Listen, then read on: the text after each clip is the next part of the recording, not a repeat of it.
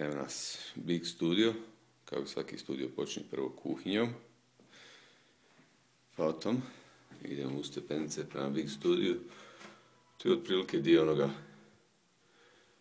što je čovjek radio.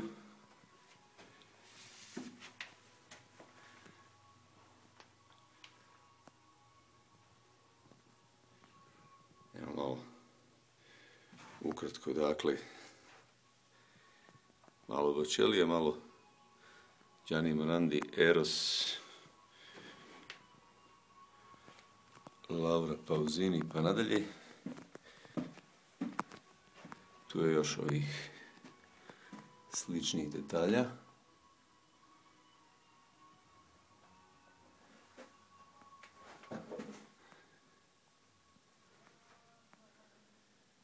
U pozadini se čuje malo ono što radimo trenutno.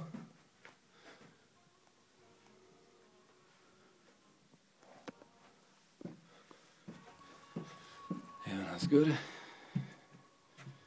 Malo pogled na okolicu Bolonje.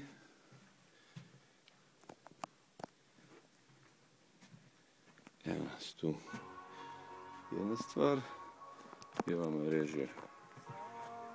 Gdje smo trenutno?